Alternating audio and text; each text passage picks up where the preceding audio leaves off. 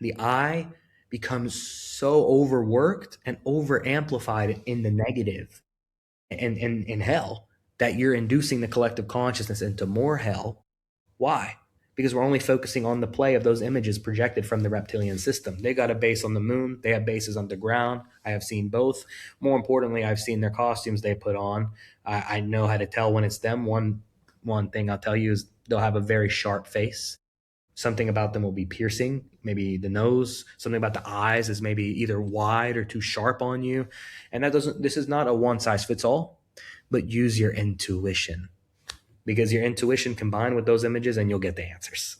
You have everything you already need. The true point of a spiritualist, the true point of a spiritual being who is helping awakening others, is to only point to the obvious, is to remind you of what's here. I am not offering you something that's new to you.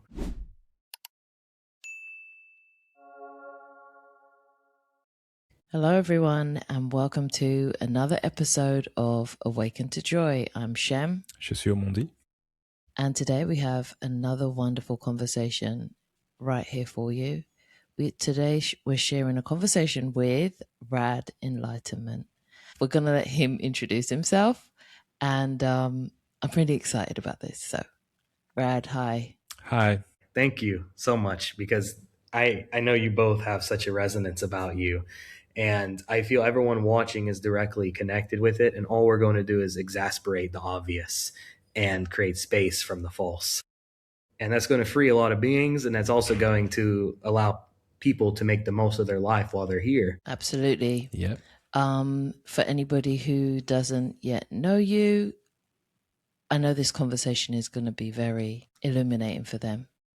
But tell us just a little bit about yourself before we start. I feel, to be completely honest, without any filter, we are in the human experiment, and I feel I am a bit of an experiment in the experiment, because anytime that I alter, I oscillate back into body identity, which is one of the things will help many people go beyond, to transcend, which is true awakening.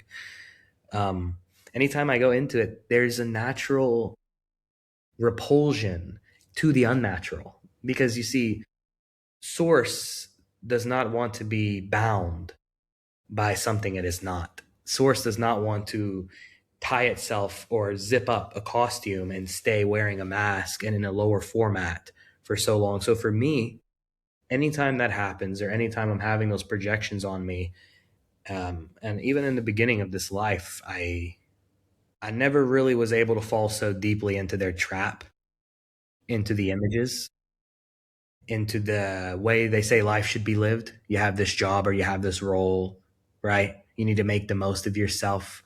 I never really believed in it, and there was always a residual effect of not fitting in.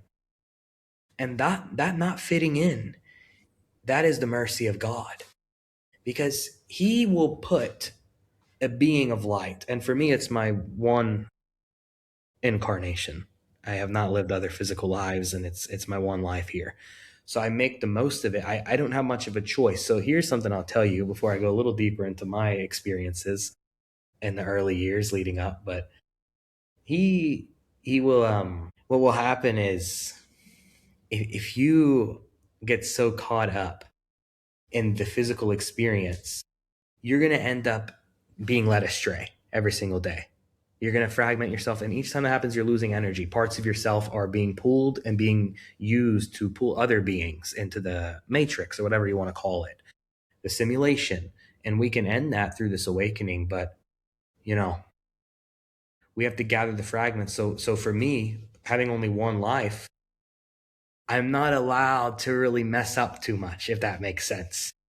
That doesn't mean I'm perfect, but if I fall into, let's say, I used this terminology earlier with a client, let's say you fall into the snake pit, which is really what the lower plane of existence is. I don't have much time to stay there. I spent most of those first 10 to 20 years there surrounded by these reptilian forces putting on masks. So I learned what I needed to in the early years, and you had to become strong quick. So I tell beings often, you have to strengthen this muscle, and it's not a physical muscle. It is the discernment of your true being and to know the difference. And when it's their projections and when it's your true self. So for me, I was never able to fall into their projections for too long. And I experienced how they make it seem so surreal, so real.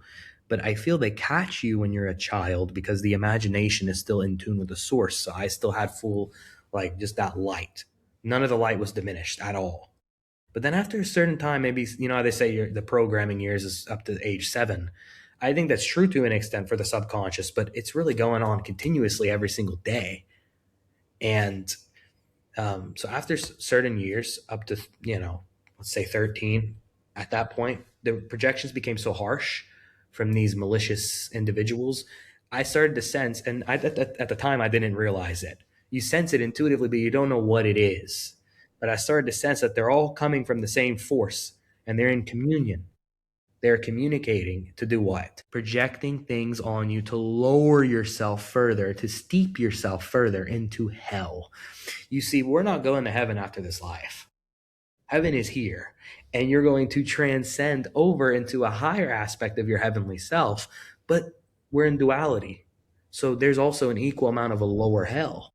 And, so many beings have been living in hell for decades, if not hundreds of lives. Many have lived 100 plus lives, 10 lives, and it's so redundant. So for me, I always had an intuitive, almost subliminal resistance to that trap. Understood. Yeah, I understand as well. I had a question then. So if someone is new to your work, what is one truth you could tell them that would instantly shift their entire life? One word or one sentence? Sentence, well, not going to be too strict. Paragraph. Everything that's ever happened to you, seemingly, is appearing within the lens of perception of God. And he is here right now watching through you. We are all the moving experience, yet stationary presence of the source. It's an everlasting expanse. And I don't want to say too many fancy words to throw anyone off, but as far as it matters to you, what's prevalent, what's relevant to you is, you have the ability to be free right now if you can catch it. Now, what is it? It is a force that is sent by the demiurge. This is not a fear message, by the way. It's the demiurge that sends these entities around you, and they're trying to reel you in as much as possible. For instance, when you're swiping on the phone, on Instagram or wherever, even TikTok, let's say Instagram, what do they call it? The short videos there. A reel. So reeling in. And what is the reel? Well, if you put an A there instead of 2 E's, they're trying to make it seem real. This is reality. And it's consistently reeling you into a trap. So you can be free the moment you realize that you have the greatest available aspect in all of existence. It's not even a having, it's your true self, and it's formless. It's where this body is even appearing. So I'll often use the body as a way out of that reincarnation cycle, that destruction of the self. It can never be destroyed because it's formless, but we believe it into existence, and your belief is one of your highest powers.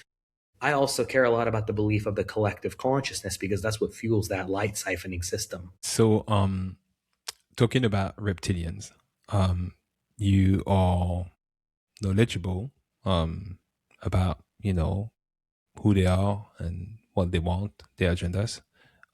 You mentioned before that basically you had to deal with a lot of them during your awakening process. Could you explain how this process went for you, and are you still dealing with them, or you're fully clear? Yeah. So you know how I told you at the early years it started and it gets worse and worse. And to give more details, what are they projecting at you to lower yourself is guilt, shame, things against your body. Because when they call something out against your body saying you don't fit in or something's wrong with you, in a very subtle way, y'all, that's body identification being immersed in you. Right. So it's a very tricky, it's the phrase the source just gave me through my channel is double-edged sword. That's what it is. And he only tells me things when it's necessary. That's not a phrase I would ever just say. So that's a sign that you're channeling or you're being intuitive when things just come through that don't seem like where did that come from? It's purposeful. And so they want to close the channel, these reptilians. They don't want you channeling. They don't want you intuitive. They want you physical, worried about your body identity, taking their projections, holding the shame and guilt, so then they can throw that shame and guilt back on you about 80 years later when you exit the body.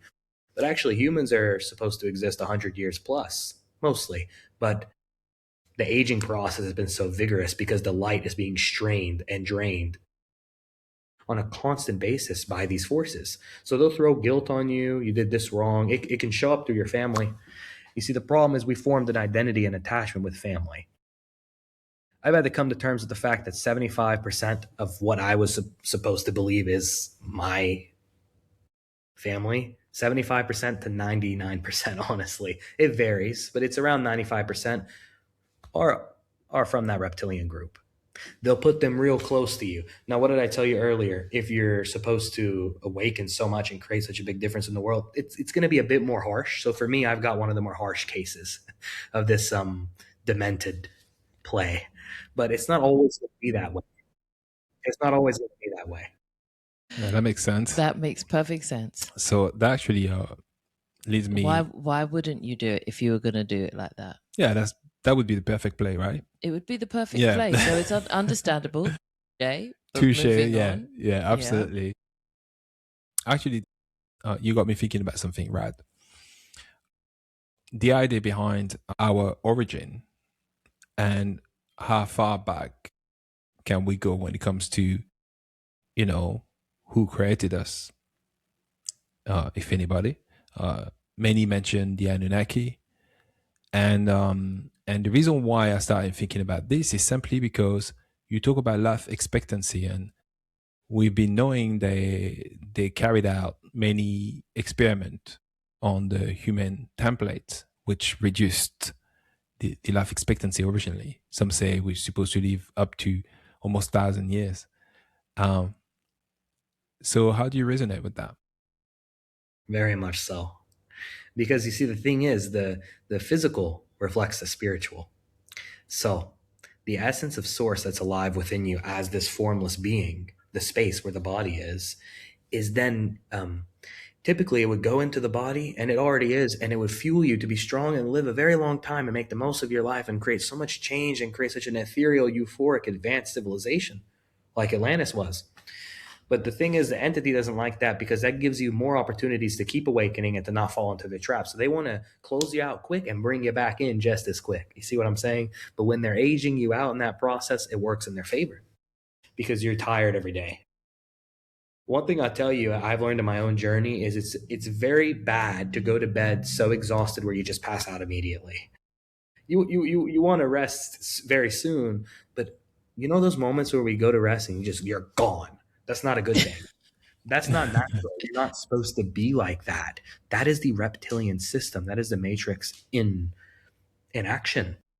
And it's through those daily actions of the habits of swiping or watching the wrong things or false spirituality. There are implanted people who are working for them in the spiritual community. I'm probably not naming any names just yet, but it's very obvious, and sometimes it shows in the face and also in the message more than the face. And then it's, when are you being led to more refinement and enhancement is what matters. So to not get too far from your question, and it's all relevant to that question, they want to lead you in so many directions, because the more you're fragmenting your attention, that light essence is being fragmented, susceptible to be drained more, aged out quicker, keep it going.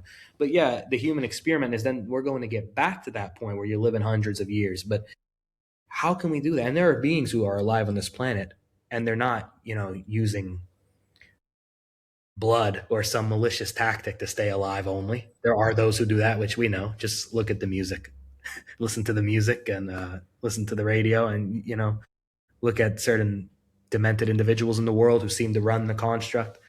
These are a lot of the individuals we're talking about. But there's the other side of duality, where there are beings, especially like we can say in the mountains somewhere in India or in other places in the world, where they're very in solitude and in tune with these psychic abilities. And it's already been confirmed that they're able to create body heat within themselves if it's freezing outside, like to where you wouldn't even be able to survive for a few hours. And they can have warmth within themselves. That's because the source can give whatever you call upon. That's where a being like Jesus was living, in that space of the all-being and all-knowing.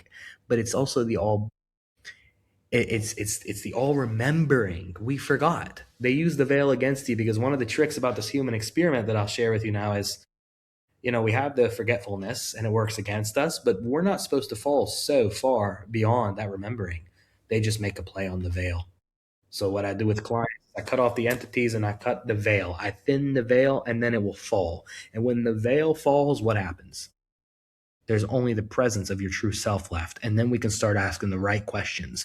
But if we're just talking about, what happened to me when I was a child, or I'm making this mistake by being with this person, or they did this to me, or I have to make this much money, or I have to go do this tomorrow. Your I, which we can talk more about the symbolism of the I as you want.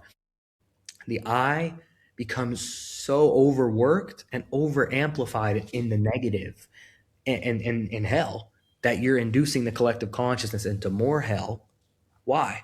Because we're only focusing on the play of those images projected from the reptilian system. They got a base on the moon. They have bases underground. I have seen both. More importantly, I've seen their costumes they put on. I know how to tell when it's them. One thing I'll tell you is they'll have a very sharp face. Something about them will be piercing, maybe the nose. Something about the eyes is maybe either wide or too sharp on you. And this is not a one size fits all, but use your intuition, because your intuition combined with those images and you'll get the answers. You have everything you already need. The true point of a spiritualist, the true point of a spiritual being who is helping awakening others, is to only point to the obvious, is to remind you of what's here. I am not offering you something that's new to you.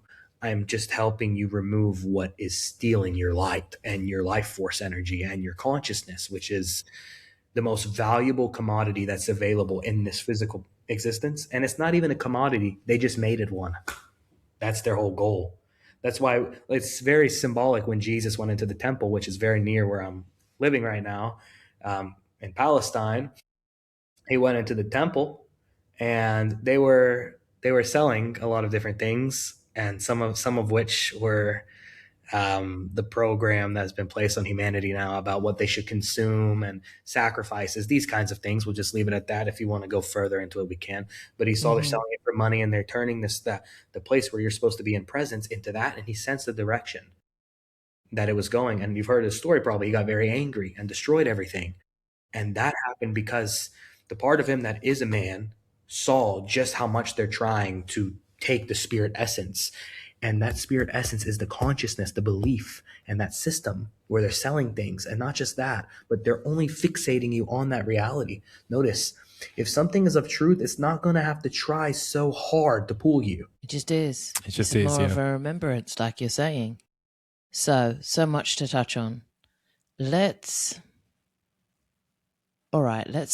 take this cosmically then, as far as beings, human beings from God, from source, from God consciousness experiencing being human beings. Let's take it maybe back to our cosmic lineage and times of what people can relate to, like Atlantis, or maybe further beyond there. How would you explore that? What would you like to share about that? Well, my most recent video on my YouTube channel is actually about Atlantis, very in depth. And this subject it hits close to home for many humans. Many will feel it intuitively. It's very familiar, or they're just drawn to it, or something seems different about it. You see, the narrative when it was first pushed onto us was what? Very lightly, because law of balance, they have to tell you these things. So what they told you is it's a myth under the ocean. Well, or in the ocean. Well, that's true, but it's not a myth, and it wasn't originally in the ocean. It was submerged into the ocean by a calamity. But this massive destruction that happened to them was brought upon themselves by their own misuse of their free will. Free will isn't what you think. We can also talk about that later. But they had many psychic abilities, which we're currently activating now. I would say we are even in communion right now, in telepathy with one another. Like the source is showing me things that when you ask me something, I see where it's supposed to point to. And that's the logic of God, or that's the wisdom of God. That's the connection of this presence and it's everywhere and it's here, and they want you to turn away from it. But in Atlantis at first, they were not turned away from it. They gave everything they had to it, and they were rewarded with major advancement, a lot of efficiency. They were in communication with beings from other planets, other dimensions through telepathy. They could communicate. They didn't need a phone. Why would you need a telephone when you have telepathy? You see where the words come from: television, telekinesis, telephone, telepathy. You see, and so yeah, they had all these aspects of themselves, and they were working as a collective. And things fell once they started doing dark experiments, but that's not far off from where we are now. There's a lot of dark experiments happening with not just cloning. They want to implant something in the brain of a human to work through them, right? I'm sure you know what I'm talking about. And the problem with that is it's very close to what happened with Atlantis, because the irony is it actually is getting to subsequently avoid your psychic abilities. And it's more dark experiments, and it's the same pattern. So 9,000 years ago, we entered this phase of darkness, a karmic cycle. And 2,000 years ago, someone named Jesus arrived here to help fix that. But, you know, when they say he paid for our sins, right, what does that mean? What it really means is what happened then and what humanity got so lost in the oblivion with, and there were many dark civilizations since Atlantis. And then over the last 2,000 years since Jesus, there's been even more accumulated, harsh, horrific karma because of what humanity did to him. But he let that happen to him because it had to be an example of how far the ego would go.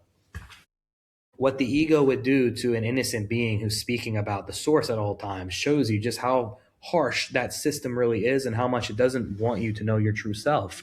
Because if he is talking about the essence of God alive with each being, and you know that the kingdom of heaven is alive within you, and if he was saying these things and he was talking about the I am, well, why would they kill a man for talking about that?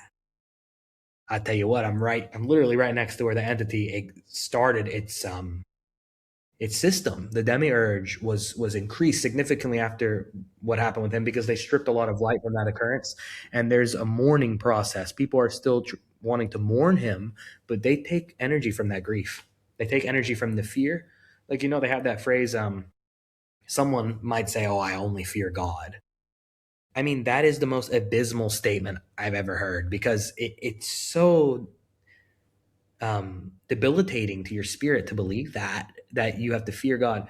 You know, fear the devil, then don't fear the devil, let it go. But know the difference in the two. Because one took him and he was tempted by it, by the way. The story about the snake is very accurate. It offered him to, if he refuted his message and calmed down and took words from them, then he could have lived and he could have been worshipped like many of the celebrities are now. But he didn't give himself to it, and we saw what happened. So we got to discern a difference in which system, or who you are in comparison to that system, and why do they want to claim it so badly. Okay. Before we move on, though, there seems to be disruption with your Wi-Fi, and I've noticed it's only since we started recording. So between the three of us, I'd just like to consciously just take a moment and just fix it so it's steady and your message can be heard. Tell you what, whenever I talk about the place that took Palestine, they have their own name. I don't feel like saying it today, but when I talk about them in like a TikTok or something, the recording doesn't get it just disappears. It never happens any other subject. So they do things, and it's also symbolism, because where I am in the Middle East right now, there's a lot of like clutter, a lot of unconscious anger, and of course that makes sense with what happened to Jesus right here. That's a big part of it. But there are other things available, like the Stargate portal, like other things, and you know, we can talk about that more. But there's a lot of purposeful implanted distractions here.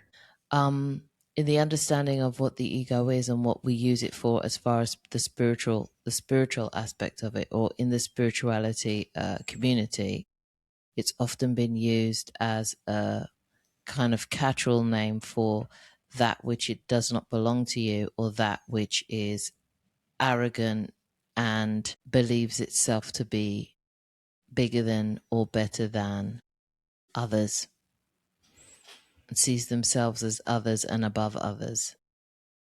But then on a psychological level, as it was first birthed from that level, it's seen as the identity, like the identity without either or attachments, the neutral self, the baseline self. And then here lies the split. So then you have a camp that will say you should have an ego death. And then you'll have a camp that says don't get rid of your ego, because the ego, just at its purest form, without all of the entrapment, is the self, as far as the neutral identity of all of the experiences you've collected here. Yeah, where are you at with that? Like, I understand the both. I'm sure you do too. But where are you at? The way I've been shown and the way I am, I feel the ego is constriction. So it's also resistance. It's also limitation. And the most dangerous thing I'll tell you all today about the ego is it's where the false voice gets access to the playing field. And we're all appearing within the energy field of God. The problem is when the ego takes over, we inadvertently immerse ourselves and forget our intrinsic self, which is eternal, and we become in that costume, very rigid, and you're only looking for physical answers, rational answers. The ego gets a programmed rational mind from the reptilian based agenda, the reptilian matrix. And that's why the whole system, the whole education system is created by the reptilians. None of it is human made. None of it is of God. And it will all fall. Okay. I, I like that you've touched on the education system, because I'm just going to name a few systems, and you can tell me where, if not all, do you see the overlay of influence. So we have, and I say this to say this links back to something that I was shown, but so the pillars of how they would set up a civilization under the governed mind would consist of education, which you've just covered, then occupation, so religion, energy exchange, and environment. How do those feel for you in relation to their overarching influence? I see them all right now as cords that are being pulled into your energy body. And that's where entities can also cling on to your energy body because they have easy access, because you're already being pulled to that lower plane where these systems, you said religion, you said energy exchange. Give me another one that you said. There was one more that's occupation. What was one more? Environment and education and religion. Yeah. These three stand out. Yeah. Religion, energy exchange, and environment. We'll get the occupation after, because that's the end result.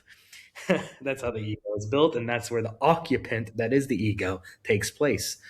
The ego is the most invasive entity possession of all. So, religion, you start fighting for God, but you're not fighting for God. You're not defending God. You're defending a reptilian-based God. You're defending a demented, scattered formula. You are defending and identifying, not you, not any of you specifically, but the people in general that are still with it. Understood. You are defending something that is made to hurt your beingness, because what it's doing is it's going to have you create karma. It's going to have you project things on others. Then it will get its return to you. And you're going to be in a spiral with these effects, arguing, identifying. Oh, I'm in a place right now where they all exist. There are Muslims, there are Christians. Each Muslim, each Christian, what do I see in common? I see a completely malfunctioning system. Although it's doing what it's supposed to do, not that system is malfunctioning. Their essence is not in tune with the truth, because they are only believing what that system feeds them. So that's religion. That is a huge issue that has to be completely, like the education system. Everything you mentioned, all these pillars have to each fall. And what we said, earlier before we started recording about the pillars, it's so brilliant that you mentioned pillars, because when one falls, the system starts to, what will happen, right? It's also ironic because there's the quote of Jesus where he said he would rebuild the temple in 3 days. I wonder what that's meaning and why we're speaking so much about Jesus today, and then the insinuation of the pillars and the parallel. Yes, the temple is what? Your beingness, your essence, and they have tried to distort as much as possible. So besides religion, energy exchange. Well, that's an energy exchange. You're exchanging your energy with religion. One thing I mention often in the sessions with clients is, so each time that you believe you're this body or you get lost in that thought, you're signing a contract. When you sign the contract, here's a double word you'll love: contract. You're contracting with the contract. So when you contract, you are torturing your essence because it's becoming small and in a box, but the reptilians love it. They can feast on that. They feed on that because it's then going to feel more anger, guilt, separation, differences, right? So it's all connected. I told you I see them as cords, what you mentioned. And it's a very delightful presentation you made. But where is it pointing to? Where are the cords coming from? We know they're plugging into the essence of God, the space that is. But where are they coming from? Well, it's coming from their mere existence. You see, it's one entity.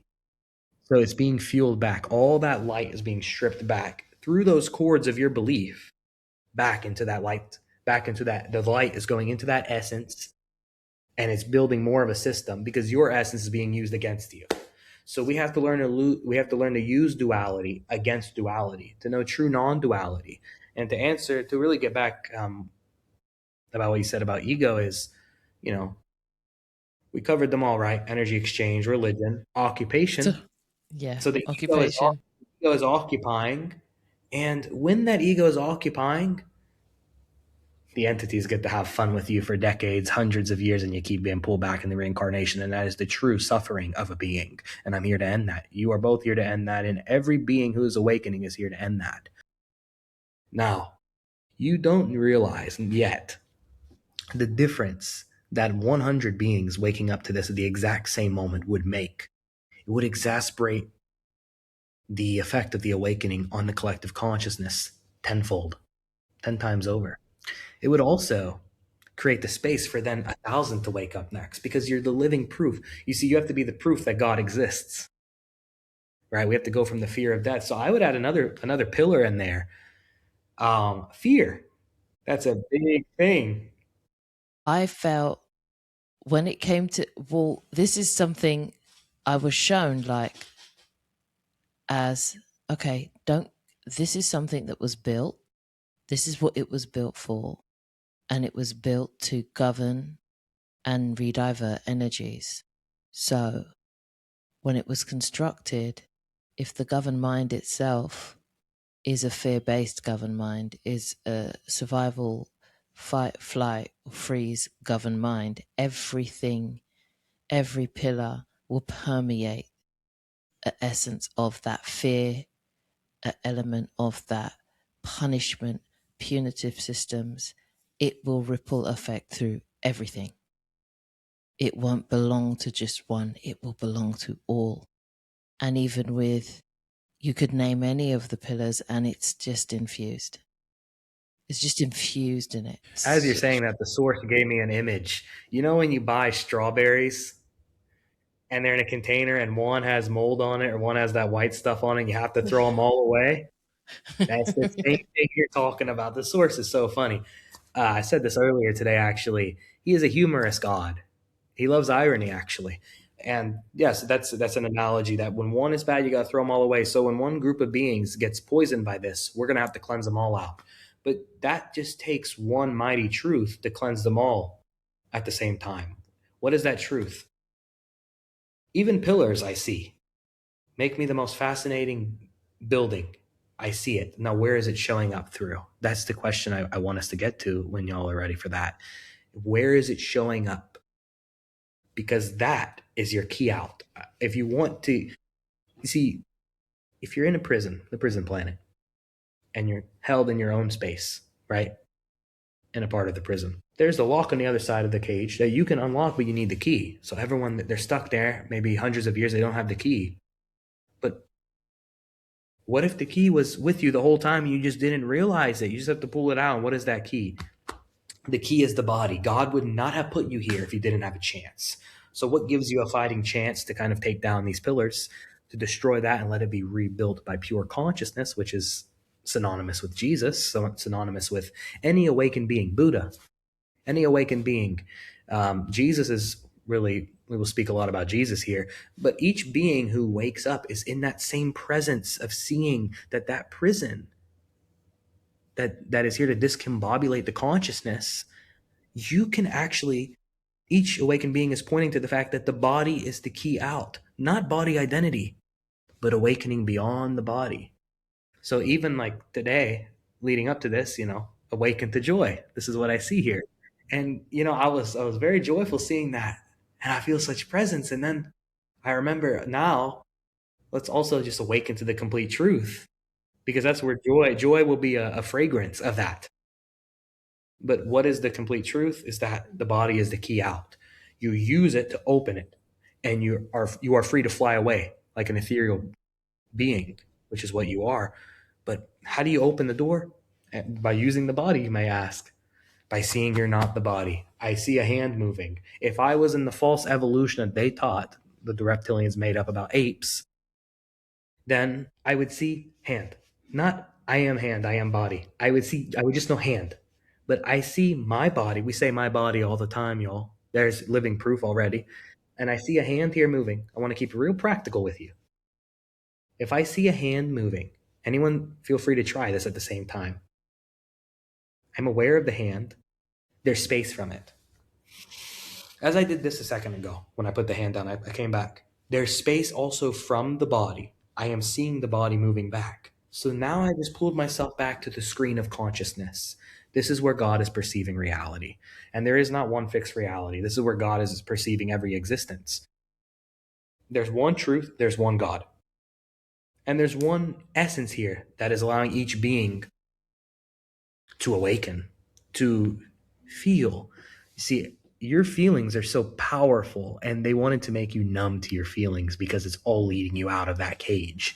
Because if you knew just how tormenting it is to be stuck in that, if you knew how torturous it is for your essence to be stuck there for hundreds of years, and how much you hate it when you're leaving this life, when they age you out into the oblivion, but then you forget it because when they pull you back here with the guilt projections from someone you may have known or some unfinished situation or karma or any guilt that they will use against you, which, by the way, guilt is a reptilian invention.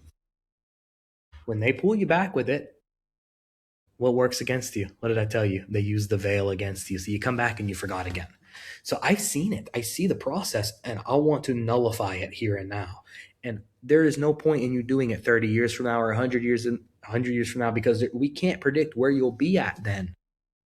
We just know that it'll still be now, but a different version of now.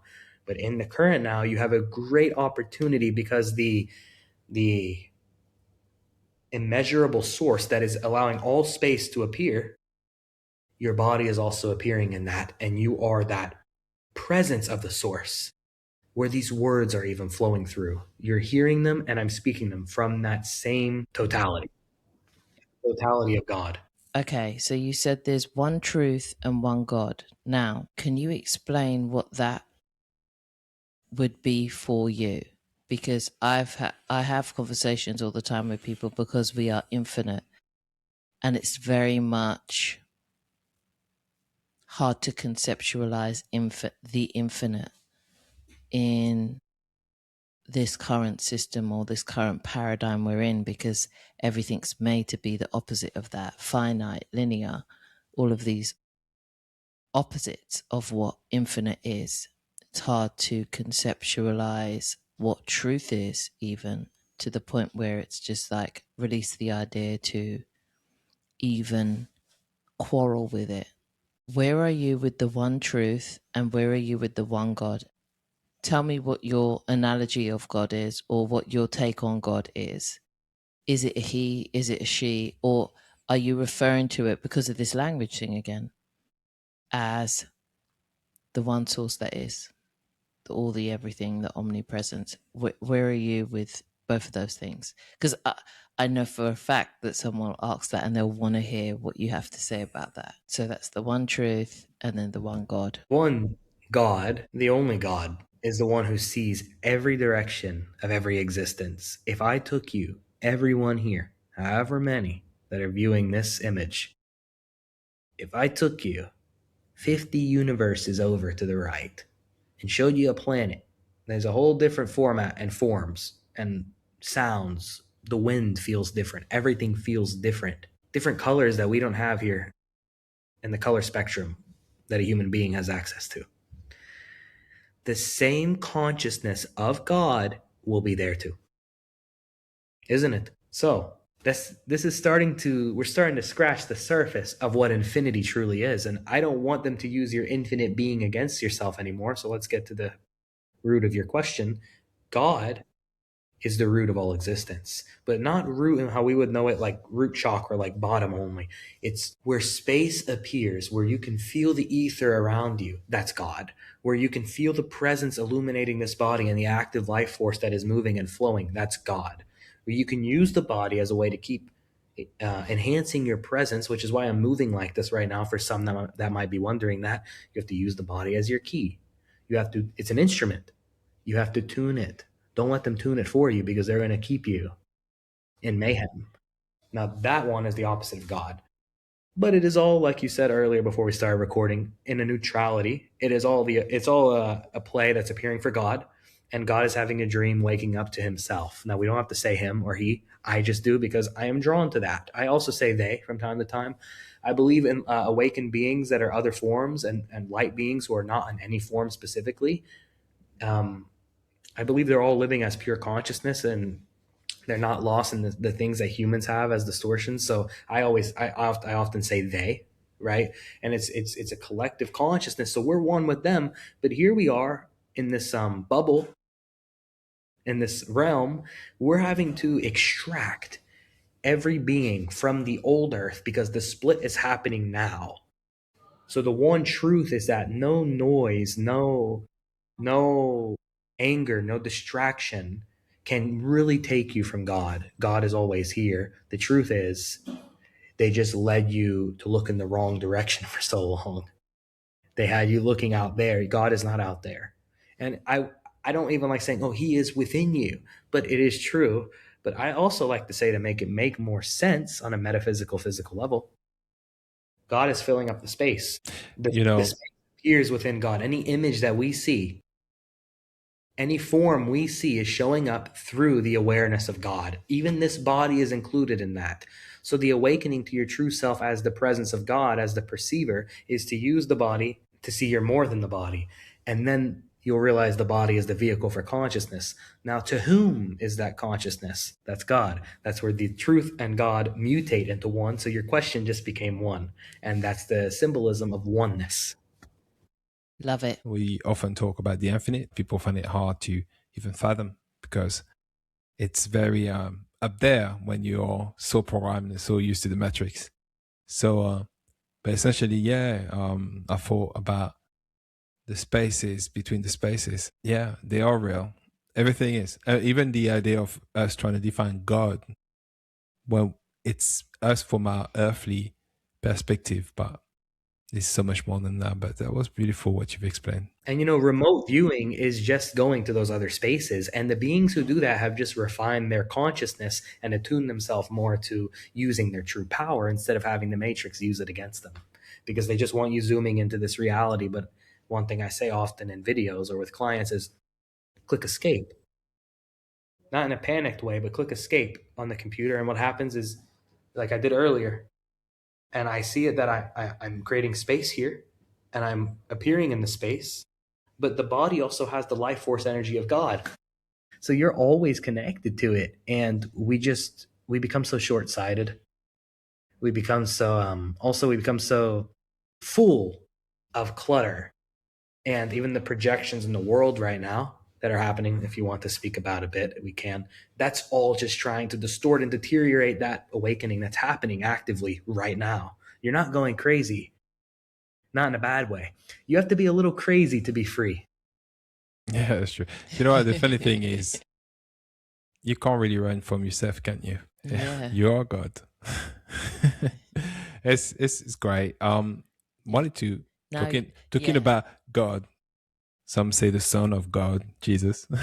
If you want to separate, we're not talking about religion here, but I would say it is really important to probably talk about its origin. You know, his origin. I mean, it's funny I say it's, because I don't ask myself the question anymore who I am, but more rather, I mean, what I am. So it's probably why I said it without realizing. But what I'm saying is basically, yeah, Jesus can be sometimes a source of contention for people because they still associate Jesus to religion. And I know that you've spoken about Jesus quite often. Could you explain a little bit more um, where he's it from and who is Jesus truly? So you know how they say he is the Son of God. Here's another one of those favorite things you like about the double meaning of words. S-U-N, Son. S-O-N, Son, Father, Son. Now, one thing he's always shown me, Jesus has shown me, and God, one, by the way, they're not separate. We just need to differentiate and separate them because of the human existence, and we are sifting our way out. But the truth is, it's one consciousness, and he only came here to show you that. And so the Son is a portal for existence. It is also source light pouring into this existence. That's why many civilizations worshipped the sun. And much of the earth follows the sun, no matter what we think the earth is, whether it's a flat plane or a circle or something else. I'm typically more in the direction of something else. And we can also talk about that now, or maybe if we ever do. You can touch on that. You can pass by that. Yeah. So the sun, so what does that mean? The giver of life. That's why they call Jesus the angel of mercy. He came here, he knew what his outcome would be, how humanity would treat him in the end. And also he knew that they would use him as a figure to give the truth and the law of balance, but then still siphon the light. So it takes a certain level of trust in God to give yourself when you know that they're going to be led astray for a very long time, even with your very message. But in the law of balance, there are certain quotes that are still here, and I'm going to give you one now to give you a big understanding of Jesus. And it's probably one you've heard a lot, but there's a much deeper meaning in it. We can cover it in just a few minutes. He said, I am the way, the truth, and the life. Nobody comes to the Father besides through me. Now that me is the I am. So when he said, I am the way, he's not saying Jesus, the body, is the way, the figure. He is saying the I am presence is the way through to know the Son of God, which he is representing, which is the source light, which is your projector into existence where your true essence is allowing yourself to live, which is all in acclamation. And it is synonymous with what I'm already referring to here this entire time, that consciousness is already resonating and the entity will revolt at this because it doesn't want you to be able to see this, because when you see that, you're into the totality, you're out of fragmentation and identity. And Jesus was here to represent out of identity. That's why he said, when he said, I am the way, he's not talking about the body. If he did, then he would have lived much longer, most likely, and he would have had much more worship. And he doesn't want worship. He wants the remembering that you are more than the physical form, and the mind has no fixed location. I say it all the time. And honestly, it drives me a bit crazy because I feel like no one's really we need to catch it. It has no location. So these thoughts will come up, but where are they showing up? And more importantly, who are they showing up for?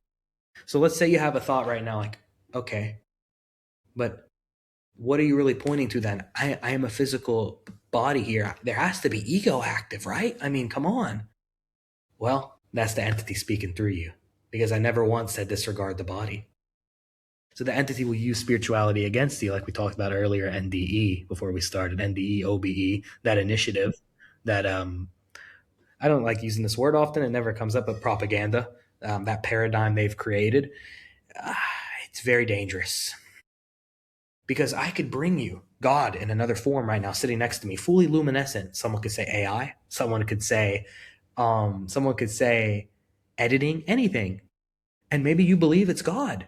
But if the ego claims that seeing, that knowing, it will say, well, what can we do now here? But I just showed you the totality of the source in a form which is not really possible, by the way. We can just have parts of him. That's why we're so many beings manifesting in infinity. There are so many possibilities for reality to take place. Why are we here as many different individuals? Because we're losing individuality and we're remembering ourself as one. So I would say the totality of God is experienced through the totality of the collective consciousness, which awakens through each human.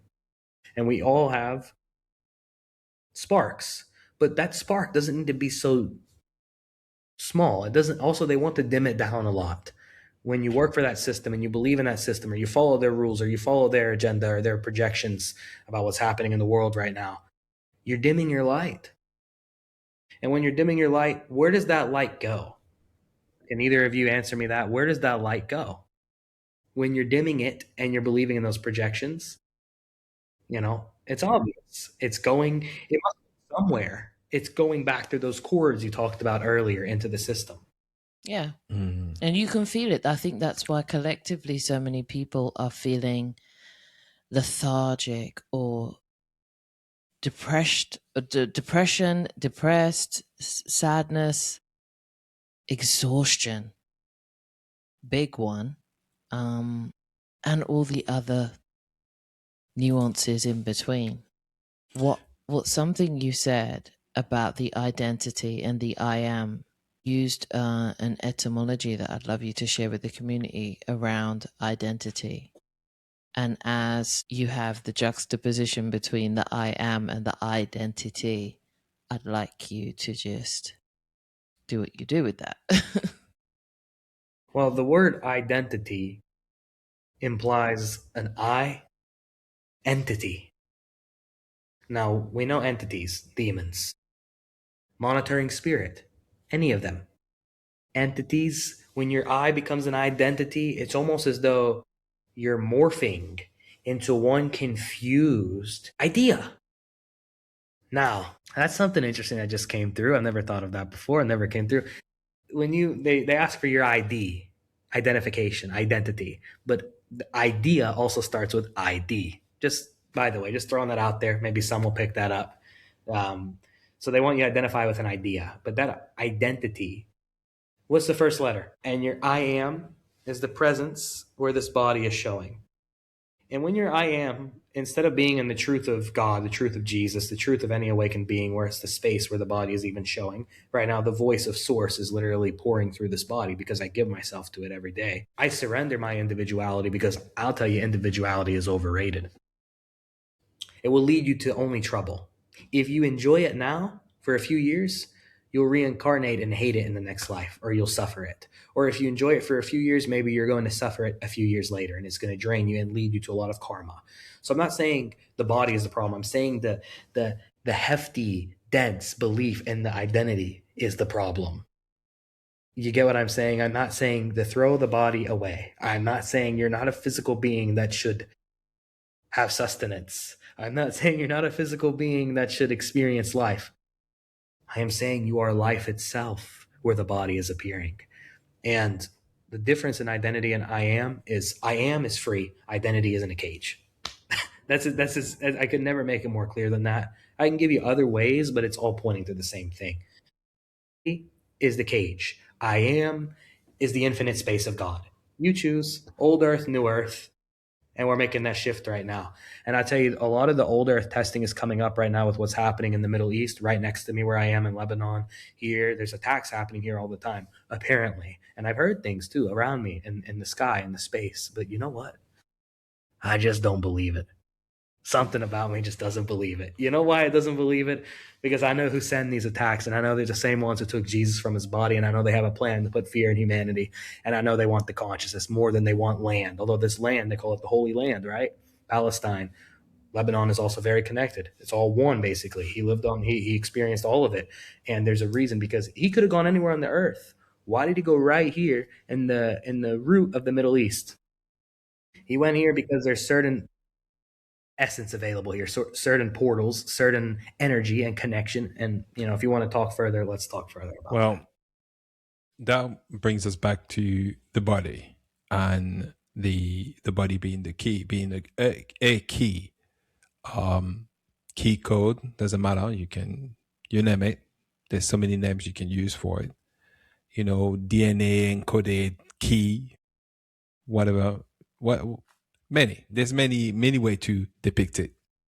So the reason why I wanted to talk about this with you is because I know that you are right now in the Middle East. You see from your own perspective what's truly taking place. And we always hear, from the West, wars and whatever, wars in Iraq, wars in Iran, wars in Lebanon, whatever new war that is going on. But also there's a current that's clearly underneath, that's unspoken, that that people may not know about. And the reason why I brought up the body and the key is because you've got a science that exists, a type of science called it's an astro cartography science. Essentially, what it would, and you're probably very familiar with it. What it means is that some of our body are meant to be in particular place at a particular time and activates certain things there. So some of us are kept away from these places, some of us are within these places, and there is obviously something going on here. And I just wanted to spark some interest. People might now, since I've said that, question a few things, and I know you're here for that, to answer these few things. Can you tell us about portals, the role of our bodies as well? Stargates, the lot. The lot. Yeah. What a silly question. Yeah, with that, we're just open there. That is not a question. That is just like an opening of a whole can of worms. But this is what we do here. The grid, dragon lines, meridian lines, ley lines, cardinal points, the whole shebang. Your thoughts, your feelings, your knowing. Yeah. Well, first I'll start with the first part of what you were speaking, what you opened about the Middle East. And so in Syria and Iraq and Iran, there are certain aspects that go inside of the earth that the West does not have. That's why they have this phrase, America, they used to call it the New World. But what about what is ancient and known to the earth? Because the earth changes over millions of years. We know this to be true. I don't believe everything they say on a physical level is a lie. I think there are certain things that are true. And one of them is that the continents are changing, like what happened to Atlantis. A whole continent was destroyed in one night. I've seen it. And, out of all the times that's happened, there's one thing that's remained intact. This ancient part of the world here in the Middle East. And there are certain portals that go inside of the earth where other civilizations exist now. They don't have the same density we have here. They live in much more clarity and harmony and a luminescent presence, and they're much more neutral and detached, and they have other things they deal with, but not issues, not ego, not problems, just life. They're experiencing life in a different way. So they live down there, and not down like lower than us or down like limited, but just on a different perspective. But in the Middle East, there are certain aspect points, and this is different than a Stargate portal. These are just physical, you can say a gateway, physical ways to go into the earth. And another example is the pyramids. So the ones who survived Atlantis, a few of them got out on boats and they ended up in Egypt and they built the pyramids. And these pyramids were in fact designed through telekinesis because they, everyone argues this even on a rational level. There's no way it was built by man, like by physical, with these stones and the way it was constructed to perfection in alignment with the sun. And you said ley lines. Doing my very best with the power of God to not forget most of what y'all said. I'll bring that up again if you need. No problem. Cardinal points, ley lines. Yeah, that was all designed with the certain... You see, we're not the only ones with the lineage. The earth also has its own connection to the universe and itself and the sun and planets. And that's why they couldn't let the earth be destroyed. And even now they can't let the earth be destroyed, higher beings, because it would cause too much of a negative ripple effect on many planets near us and even further. They'll feel it. So the earth is a being amongst itself. That's why when something happens, like with Atlantis, the earth has to shake these people off because the density and greed and the experiments they were doing, like they created half human, half horse, right? That creature that was there. And they would make these creatures fight against each other. in an arena for entertainment. What does that sound like now? Don't we have many similarities and parallel in a parallel way Yes, in we the do. world now? It's a karmic effect that we have been stuck in since Atlantis. And so, yeah, in the Middle East, I believe a lot of it is carried over. The pyramids are here and the energy can be channeled. They were actually created to be able to give the earth power, electricity, um, essence from the sun and connecting you with higher existence, but they've been taken over by this same entity. And all of the messages are being distorted, and they're actually trying to put chaos into the world more and more. But guess what? It became very physical now. I want to go back to the true point of how we can make the most of our time here as the timeless self. That's all what the world is showing you. But you know what, y'all? I am not, and you are also, I am not in the world. The world is within what I am. This greater panoramic viewpoint of God is where the world appears. That's why time is changing. I'm sure everyone is feeling it the last few days, week. Oh my goodness, time is just completely out of proportion. It's like 4 days can go by in what feels like one day, literally. And that is, it's not a negative warning sign, but it's kind of a wake up call. That's when the vibration of the source of the collective consciousness that is here on the earth, experiencing other earths, other universes, but connected and near each other. We are migrating. We are becoming in union with that knowing, and the vibration is increasing and time is speeding up. And and you are even aware of that. That's how subtle you are. If you were stuck in time and in reincarnation, you wouldn't be able to tell that time is speeding up. Time would be just watching you. But you watch time and you watch the stars in space and you feel the space within you and around you. So who are you? Hi, and now for a very important announcement. We've noticed that half of you are not subscribed, but you are watching. And we know it's not deliberate. I do it all the time. So check if you're subscribed, and if not, press the subscribe button, then the notification bell. And that way, when we go live on Sundays, or we do a catch us if you can, you won't miss it. If you love to support our channel, you can go on our Ko-Fi where you can buy us a cup of coffee. You also can join our Discord, and you also can become a Sovereign Soul platform member. Thank you, and back to the show. You know, it's funny you mentioned time and the idea of time as well, because growing up I had AIWS, and I often say it because it's a so-called medical condition, although it's not a medical condition because they can't prove it, they don't know what causes it or anything like this. It's called essentially Alice in Wonderland syndrome, and obviously its whole entire book is written on that. So growing up, obviously, as a kid, I was scared of it because I didn't know what was taking place. But one thing that made me realize as I got older, it's basically me seeing reality for what it truly is, which is a very fluid. It's not constant. It's not static. And part of that, you can see the time speeding up or time slowing down. You see the proportion of room changing, the walls vibrating. You see all of that stuff. So these also a lot of natural occurrence that happen in people's places, all different things. People say, oh, this is a paranormal things that's happening to you, or it's a medical condition. And these are the lies we've been fed. Now we realize, okay, now the collective consciousness going through it, where you feel like, okay, time is speeding up. Like you can be in a shop, you do whatever you have to do in that shop, you come out 2 hours away went, like you feel like you've been there for 5 minutes and you can't recall where the time went. So actually, funny enough, that's what happened today, isn't it? Yeah, but yeah, so it's very interesting, and I want to touch on the body and being a key, literally, sort of almost as we are meant to secure a grid. So what do you know about that in terms of the use of our body and us, or not us, but many people not knowing how powerful our body are, and they are also there to activate portals and what it's sought after, why they want that energy, and they want to be able to use our body in order to possibly open up some portals. Right.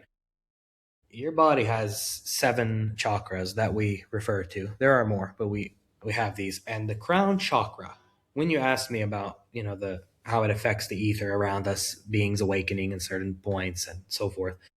Well, what the source showed me is when you awaken and your awakening enhances, you're sending things out in this direction from the crown chakra. And this sends out very specific tones, very specific frequencies. And also it increases the vibration of the vitality of the source that is alive through each being.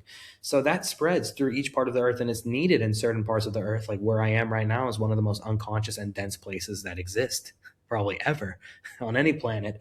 And I'll tell you what, yeah, I'm balancing it out, but you know what? It's not going to be here in a few years, not because of the destruction that certain entities are sending here, but because life the way we know it is changing. And the more beings that awaken, your chakras are your activation points of energy, vortex. Each one is a vortex. Typically, I will work with this one, and I always see entities on them with clients, and I pull them off and send them away quick. And it's on the client, it's on each being to keep them out. It's on your discernment, not just how you keep your energy cleansed, but also the awareness, most importantly, to know when it's trying to creep back in. You see, you can close all the doors and keep yourself safe, but you got to let them in. It's you that lets them in. So the planet awakens. The more beings that awaken, the collective consciousness awakens. And metaphysically speaking, when you feel, so for instance, right now, what we're doing here in this moment of creating this, it could be felt in another part of the earth, maybe one we don't know about. There's a whole thing with Antarctica, which I know specific things about, but I'll tell you that you don't know what's beyond there. I'm not just talking about earlier about into the earth, like under the surface of where these advanced civilizations are, but I'm also now talking about what's beyond the wall or what's beyond the barrier that they have told you, because the earth is not what you think. But they might feel it in another region that you're not aware of, and it might help them in a different way, because we are communicating. The communication line of God is the consciousness of each being. I want to say that one more time, because the mind has the habit of overlooking something. The communication line of God is the consciousness of each living being, each active source being. Your source code is awakening. So when you send it out also, it's not just light, it's coding going out there. The universe will speak to you in numbers. So like one quick example, I'm going to give you a quick rundown for 1 minute. I don't want this to be a numbers episode, but I saw, like, when you were asking your last question in such a great way, I looked at the recording time, which I do from time to time. The source guides me to do it occasionally. And I saw 1 hour, 10 minutes, 10 seconds, 1, 10, 10. What numbers are there? 1, 1, 1, and all zeros. 1, 1, 1 is what? We know that angel number, new beginnings. But also 1 plus 1 plus 1 is 3. How many sides of the pyramid are there? Creation, channeling higher energy. So we're creating the new earth through this enhancement of a new beginning. That's what the source told me. And then 10, 10, completion. 10 is completion, the beginning of a new cycle, but it's also completion in its own way, totality of oneness in the space of the zero space and one consciousness here. Every one, any one, every one, not every two, every one, because it's one consciousness. So yeah, I'll stop there, because sometimes this might lose beings. It's not for everyone, the whole numbers thing. We're into it. Gematria. There is numerology, gematria, astrology. Like, let's go. Like, well, let me say one more thing. If y'all like this, then it was 1, 10, 10, right? So 10 plus 10 is what? 20. 2, 0. 2 is duality, two-ness, but we're going out of two-ness. So the one that's separate from the 20, oneness beyond duality, and then that's there, we're transcending duality. But then guess what? 1 plus 20 is what? 21. 2 and 1 is back to 3, creating the new reality, harmony of the 1, 1, 1, new beginnings. I know maybe half, I wasn't talking about y'all when I said that, maybe don't like it, but some beings, they can't handle it.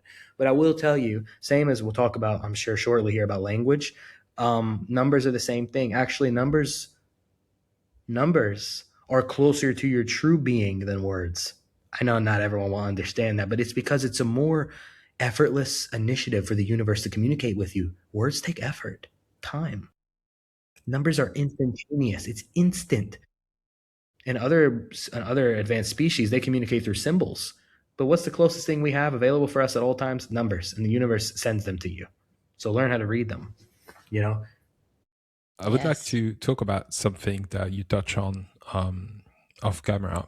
It was about in regards of NDE and OBEs, and some say it's very beneficial, which I think it is. It is beneficial for self-realization to a certain extent, but you do see a little issue there. Could you explain what's your view on that? Yeah. NDE, near death experience. OBE, out of body experience. Now, we've seen in the spiritual community, sometimes I have a bit of an internal cringe when I say that or I hear that. But we see in that, we hear the term NDE like the same way when people go out to a club and they're drinking all night, the same way they talk about alcohol. In the spiritual community, that's how NDE is viewed, but it's the same result. It's making them numb. If you watch an NDE every single day, you're numb and you're doing exactly what the entity wants. Do you know why that is? And for a certain point, maybe for a week, for a few weeks, it's good for you. But if you've been doing this for 3 months, 1 year, 5 years, God is helping you right now by seeing this, because this is a breath of fresh air. But this is also your true self speaking to you. Wake up. NDE is very dangerous because they've conditioned the consciousness to believe that someone's only telling the truth if they died and experienced it. How wicked is that? So that entity knows how to use spirituality against you. It knows how to use your consciousness against you. I mean, my goodness, how many people could make up those stories? So you have to feel the presence with him. I'm not saying most of them are making it up. I'm not saying a lot of them are making it up, but you don't know. And why are we only basing our belief off of that? You have access to something much greater than that. That is not even 1% of your true self. So there are certain implanted people in the spiritual world who speak about similar subjects as I, maybe Jesus, other things, and they're not who you think. They're working against you, actually. Even if they speak similar words and it feels somewhat like freeing, if only you could see who's behind the mask, because it's not what you think. And even when they bring people in to talk about these things, the ones inviting them to keep talking about these subjects, who are they working for? Now, I don't want you to be full of paranoia, but I want you to have discernment. Why has these 3 damn letters been pushed on you more than anything else in spirituality? NDE, especially the last few months. I'm sure you've noticed when we're sensing awakening and things are increasing. We're becoming more wise, and you feel the enhancement, and we're going through the final phases of the turning over, this shifting from the old earth to the new earth. We're in between just about, but you're going to start seeing effects of the new earth more. But we're seeing those residual effects of the downfall of false spirituality, the same ones that would talk about shadow work with such belief. But you want to be working for shadows your whole life? I don't believe in that phrase so much. The problem with that phrase, shadow work, is it's misleading you if you keep getting lost in working on your shadow, when instead you should know, where is the shadow even appearing?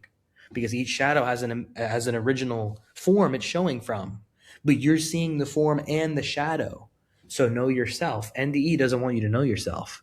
It wants you to get immersed and entertained by stories. OBE wants you to figure out a format to try and get out of your body when you can go out of your body at any single time without much practice. It just takes the right reflection, the right presence. I am not a man speaking to you right now. There is a man appearing through what I'm speaking to you as. Now, I'm not sure how many of you can pick up on that. I'm sure the both of you definitely can. But there's a man appearing here speaking through what I am. And this man, you can use the phrase a man of God. Every being of God is what? One with the source. Source and God, the same exact pointing. And the screen of consciousness is where God is viewing this body. So could one of you please remind me of your last question? It was NDE, correct? NDE and OBE. You pretty much answered it. I think you've been answering it, because this is, when we started our podcast, it was very much like awareness and consciousness. OBE and NDEs were something that we've seen, like anybody in this space. But at the same time, and I've said this with my community, 98% of my stories you will never hear about my OBEs that I've had, because that's not the point. The point is not the storytelling. The point is, hopefully you get inspired to see how powerful you are. But outside of that, if I'm sitting here right now, what can we do right here, right now? If it puts you in this spinning, this vortex of despair that you're now less than because you haven't had one, that's not its point.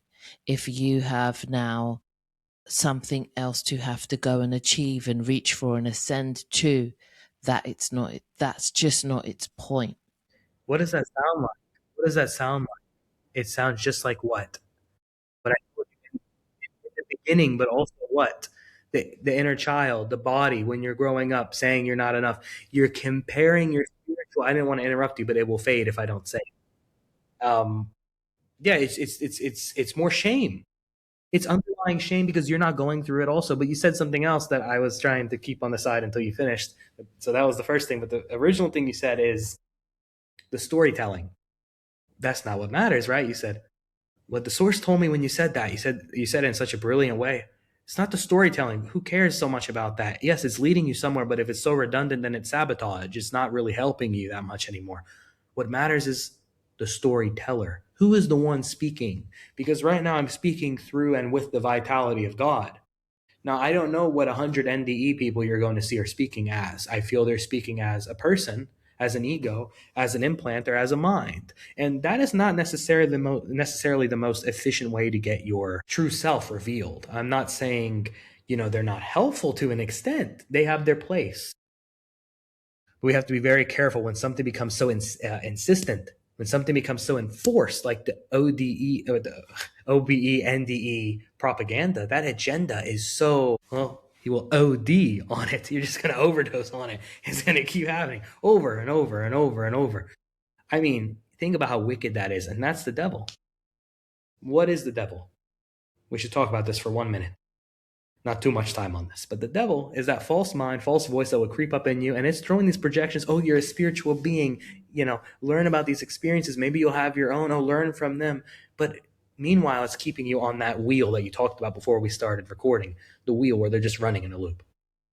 It's the same thing, and it's so stressful for me to see because,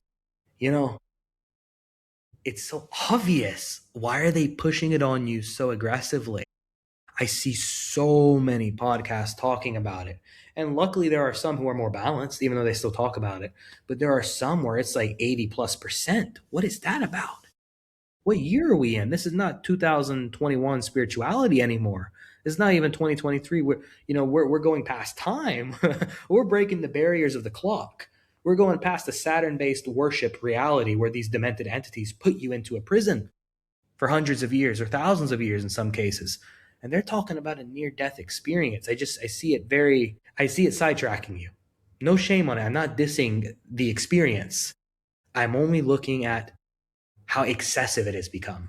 So yeah, I see it as an implant to answer your original question. It's an implant and they're making a play on it. And the one making a play on it is the devil. Because he will, if your last thing you're holding on to is the spiritual identity and the one becoming spiritual, you don't think the ego or the demiurge or whatever will make a play on that? Why not? If it's going to keep fueling them, it's the same thing for them, right? It might make you feel better, but you're still the false you trying to feel better. So what is that? Well, yes. I mean, we often say, when it comes down to having these experiences, they can be helpful to a certain extent, but if it makes you come back into your body, now having this in-body experience, and you begin to reject the whole entire idea of having that in-body experience, then there is something that you're missing. There's something that you're not seeing, because the whole point of this is if you're going to touch onto the other side to get more knowledge, come back and bring it back, you now wanted to escape this very reality that you said you wanted to better, because or complaining about defy the object. The whole point is being able then to get that information for yourself, come back, and then create your heaven on earth then. Because if it was very, very good here and great, you would not even want to escape anywhere. You will be totally satisfied and fine. And I think that type of reflection has often gone over people's head the same way when you say, and we've been saying that many times, about the intuition, how important it is, discernment. To our knowledge, is it's your sharpest tool in your toolbox, and it's highly underestimated by many. And the issue with the intuition, and you tell me if you agree with that, it's intuition cannot afford doubt. The very existence of your intuition, it's your intuition in itself without doubt. There's no doubt. That doesn't exist. It doesn't even acknowledge doubt. So the mere fact that this whole system you're in make you doubtful about having an intuition in the first place draws you away apart from that very intuition. And that's the sharpest tool you can ever use, the best tool you can ever use. And I think so many have, walked away from the intuition as a whole. Unknowingly. And rely on having these experience, these out of body experience. And it's fine to have it, but if you come back and your intuition and there. Yeah. I mean, how much fun does it sound to either of you if you awaken, you consider yourself awakening, but you're here 30 lives from now, 500 years from now, talking more about an NDE? Does that sound fun? Does that sound like your higher purpose or your higher self or God or the truth? Or does it sound like some sort of demented siphoning system? That's where it's leading. Because the thing is, if we don't expand from there, then you're going to stay contracted. And what did I say earlier about signing the contract? So you signed the contract like what? Oh, okay, I'm going to keep getting my information about spirituality from an NDE experience because it's credible. But how do we know if it's credible? And not just how do we know if it's credible, how do you know if it has your best interest? And at what point do you transcend that? Because it's a near-death experience, so near-death. Well, what we're talking about here today, y'all, is to take you beyond death itself. So which would you rather be? Be near death and keep talking in entertainment in that ego world of the siphoning system, or transcend death and be beyond time and be beyond the body and make the most of your life while you're here? You have to win yourself back. Yeah. Yeah. I think and this is where it gets tricky as well for me, because okay, I'm getting information and it's coming so fast and I'm just like, okay, cool down. Okay, cool down.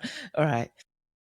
Where it's tricky for me is that I understand all of these things to be necessary at some part or some point of people's journey or people's experience here. And I always say it's like a divination tool. It's like you doing tarot. I do tarot reading. I do oracle reading. I also channel. I also watch I do numerology. I use crystals. They're just tools because I'm amused by them. You cannot say that this is the tool that I'm amused, but I am the ultimate thing that uses the tool, that has the fun to get the answer. I have the answer. If you're using the tool as a crutch, now you're lost in the source.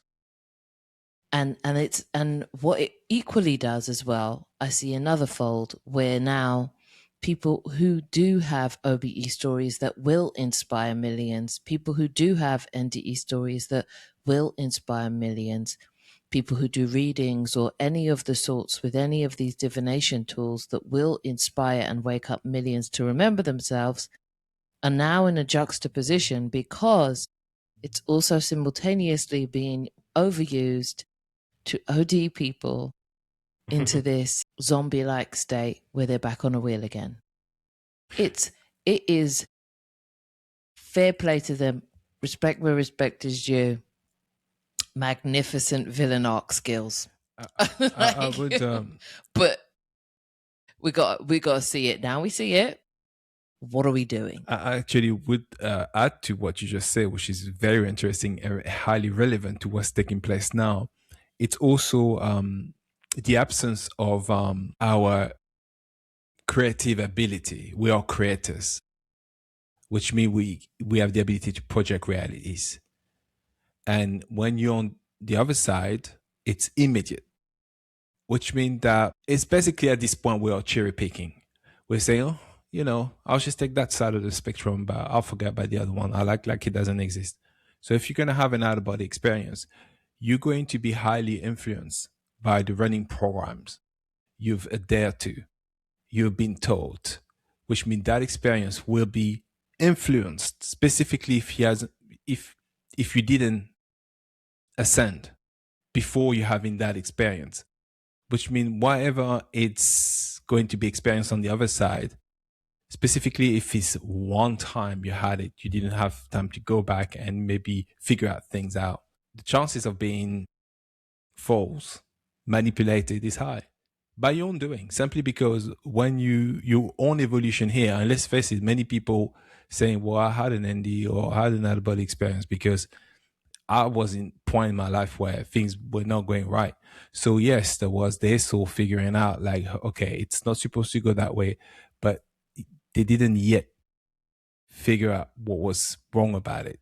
So it will open people to the possibility of being manipulated or sometimes projecting themselves, whatever they see. Hence why some people find themselves having an out-of-body experience and say the earth is round. No, the earth is flat. I've seen this, I've seen that. Multiple different versions, but that's due to your belief system, the program running, through your body, that Your you had identities. your identities, yeah, how tied to these pillars you are, which we mentioned earlier. This is due to all of that. And I think that as long as you can't remain the observer, you got a little work to do. I don't know. Not, but at least know that that's a possibility. That's a possibility, yeah. That was a possibility. What did I get from it? What did I learn from it? Yeah. That felt in alignment to my inner knowing, to my God voice that speaks to me when I'm not feeling like I have to be judged or I have to kowtow to any system. What does it say? Yeah, so what we're saying is it might not always be beneficial. Some cases it can be, but... And that's where they come in, because now they've muddied the water on something that could potentially be an awakening for you. Yeah. Well, you said something about 3 minutes ago that was so great about how they know something is wrong with it, but it becomes so blurry, right? And what Source said in that moment, what I felt in that moment is they don't know who it's happening to. They don't know who they are having the experience as. That's the problem. What did I tell you? The body is the key out, but also the false identity is the key into hell.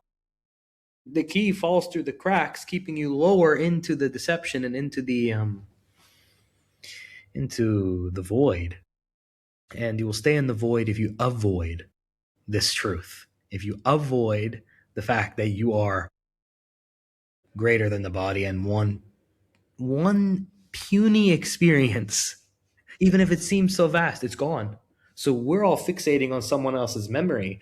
And you were saying something also great a minute ago that made me feel, yes, they're going to use it when you leave the body, actually, when you're done with your body. If you haven't refined your consciousness enough, then you're easily pullable back into the body because they're going to use things against you.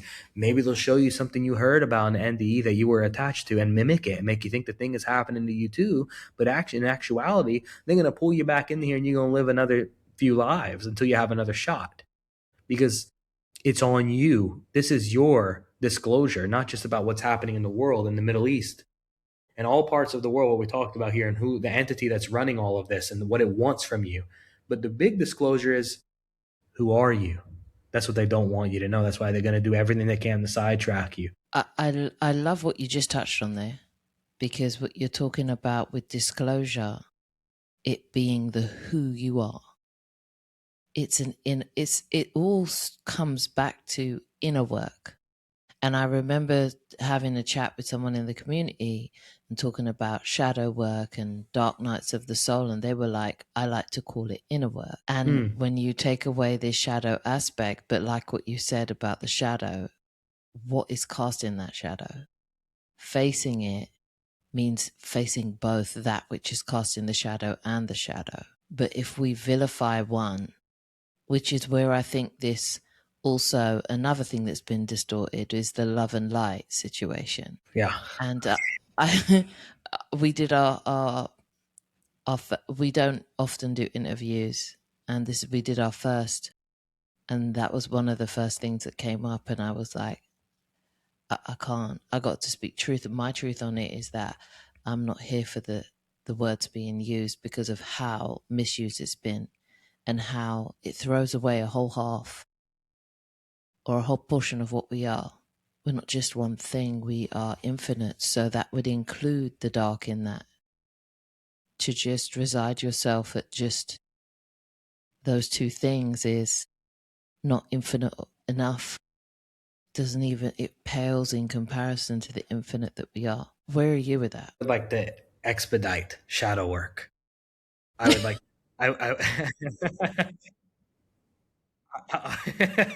so Felt the same way. yeah, because they'll be happy if you do it for 10 lives. The ones that like that phrase.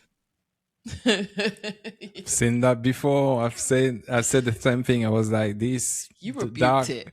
dark night of the soul. You shadow rebuked work. the whole thing, didn't you? Oh, let me guess. There's something wrong with us. Okay. Or we can find many things wrong with Then you us. become a you to be fixed. Then there's another you extending into another reality. And then there's more things to awaken from and more things to heal. But the greatest awakening, the true version of a spiritual awakening, there's only one. Just like there's only one truth and only one God. There's only one true spiritual awakening, is to see who is the one that is awakening. Everything else is trash. Do you want to carry trash along with you? I don't want to come off as vulgar or rude, but that's just what I feel. Oh, you haven't listened to enough of our lives then? Oh yeah, listen. No, but it has to be said. I mean, it's like I'm hoping to pronounce that word right, because English, after all, is not my first language. But you know, I'm gonna try. Being hypochondriac, that's exactly what it is. By the time you sort out whatever illness you think you have, magically a new one comes up.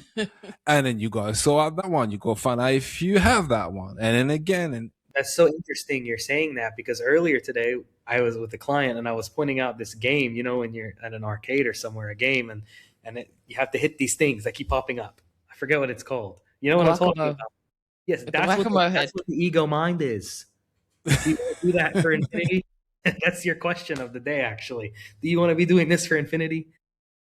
Each time you hit, by the way, light is taken through your arm and hand. Hands are portals from the sun, the source, and it's going into the siphoning system back to those cords we talked about in the beginning. That's the also deeper meaning of what when you're hitting. You're trying to hit an illusion, but it pops up somewhere else. That's why I told you earlier, I asked you both, can you show me the mind?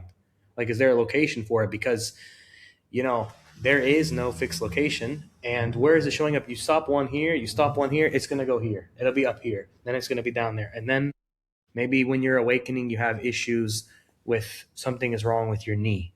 This could be a manifestation of blocked energy or trauma from a past life or anything energetically. It heals. But then at another point, something's happening to your shoulder or your back.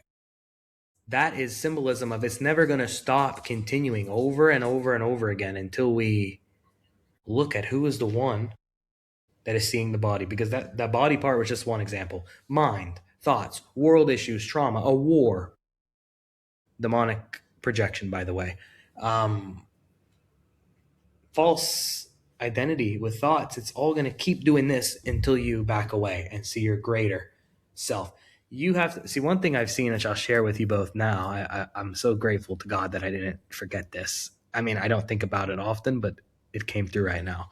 So God is in a room in the house of God, and I can take any being there, but you just have to let go of your resistance and let go of that identity. That's all it takes. Then we can get your key back and use the body for your awakening.